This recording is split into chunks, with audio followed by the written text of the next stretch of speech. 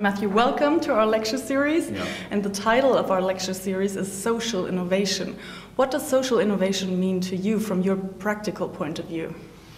I think what it means to me, first of all, is about the people who choose to do social innovations. And I think what defines innovations in the social sector, perhaps beyond other areas, is the individuals that choose to be in that sector. And it's generally run by individuals that have a vision far bigger than themselves or their immediate organization. It's about looking at a bigger purpose and then motivating, creating the partnerships, all the different resources that you need to solve and address that particular purpose or that particular challenge.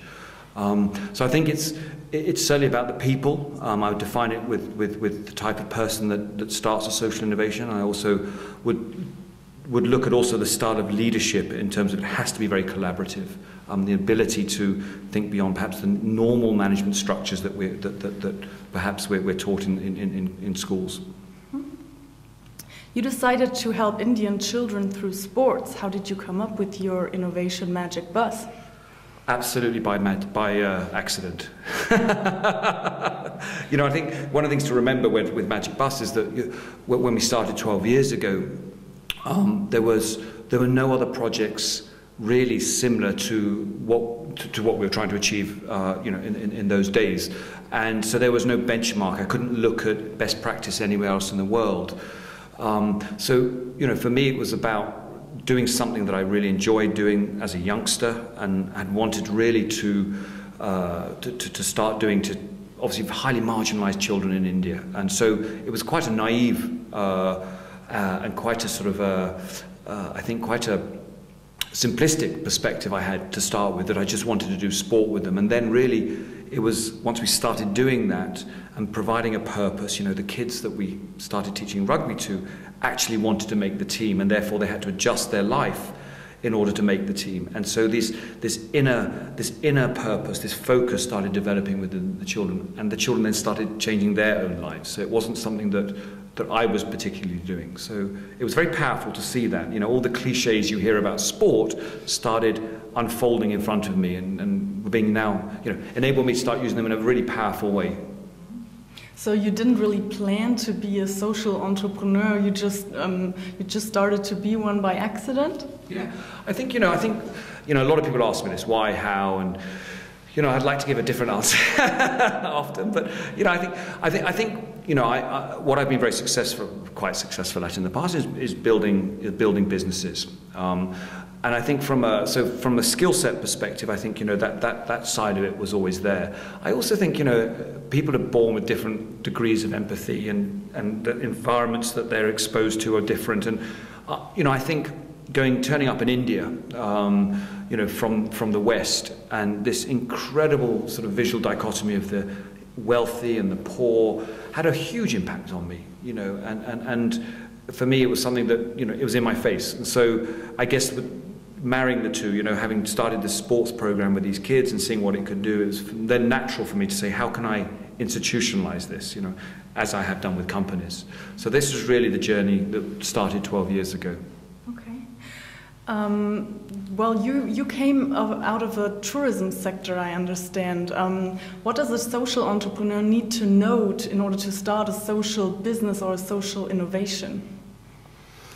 I think, one of the interesting things about social enterprises now is that it provides, for the first time, I think, an interface between the social sector and the profit world. And I think this is really why the momentum behind social enterprises has grown so rapidly, because it gives both worlds a platform, a vernacular where they can communicate.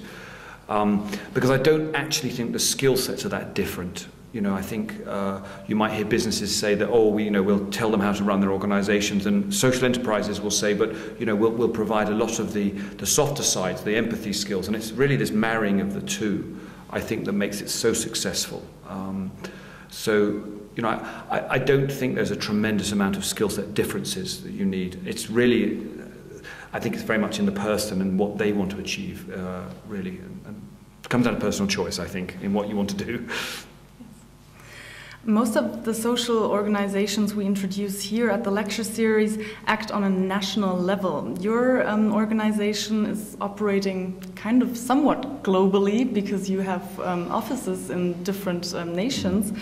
How did you know how to operate in several countries? Was that something that you already knew from the business life before, or? I think that's a good question. I think when you're how we look at the perspective from some of the international offices and companies we've set up is that for us it was a matter of need as well. So we're incubating an enormous program in India, 1 million children, tens of millions of euros, and so for us there was also the need to do it. So we had to crack the black box of working in Germany or America or UK. I think for me what's been a really interesting journey has been how different they all are, and culturally how different Germany is than America, and particularly actually England and America. We're separated by common language is the most common phrase you hear, because you assume you're going to be so similar and you're so different. So in the business that I operate in, which is obviously fundraising for a charity, you're touching on such different emotional chords with different people that I think it becomes a case of really trying to adapt with locals as quickly as possible. My philosophy is that you have to indigenicize your organizations as quickly as possible, employ Germans in Germany, make it a German operation, make it owned by Germany, rather than sort of say, oh, we've got this great India product, can we try and integrate it somehow into your company? So, I think that's really the trick for our success is just to keep finding people who are better at doing what they do locally and sorry. I think the trick for us is, to really identify individuals, people that are able to who will understand the market better than I will, and then I'll support that person. That's a good advice. Thank you. You can't directly earn any money with your social innovation. There are several buttons on your homepage like donate here or adopt a village. Could you explain what Magic Bus is doing to have enough funds? Yeah, well, obviously quite a lot. I mean, this is obviously something that, as an organisation, I think equal to the good work that the charity does, it's very, very important to build sustainability in organisations. So for me, it's really not about building this huge animal, this monster, and then hoping that you can have some kind of, institutional dependence from grants from overseas. And so really planted within our DNA is this passion to create local financial sustainability. So whilst we do fundraise from overseas, and we do obviously get lots of money from different sources, our big focus is about creating local partnerships. And local could be within the same city, the same state, but getting, in the case of India, getting Indians to take ownership. So a lot of our work is about trying to transfer value from what we do on the program back into the community so that they understand that value and then they support that value.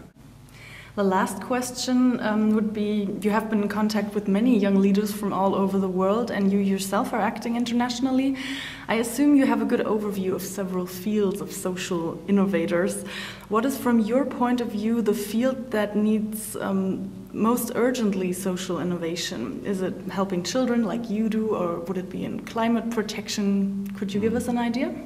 Yes, so none of the things you mentioned in terms of climate control or alleviation of poverty, really. I think there's a lot of resource. The biggest issue, I think, is it's very fragmented. It's not aggregated or consolidated. And I think, for me, the biggest issue that people should be concerned on is about collaboration and collaborative leadership, and making sure that we're establishing the right platforms and that we have the right cultures within our organizations to create these effective platforms, because you can't solve climate change unless you work in partnership with government, with corporations, with the social sector. It just won't happen. And we've seen that fail time and time again. And that's not because there's not resource out there, or necessarily a will. So it's about creating common purpose, and then a culture, that doesn't necessarily reward with more resources or more people. It's about rewarding through fulfilling a purpose. And I think that's, for me, the biggest international issue, if you like. Thank you very much, Matthew Spacie.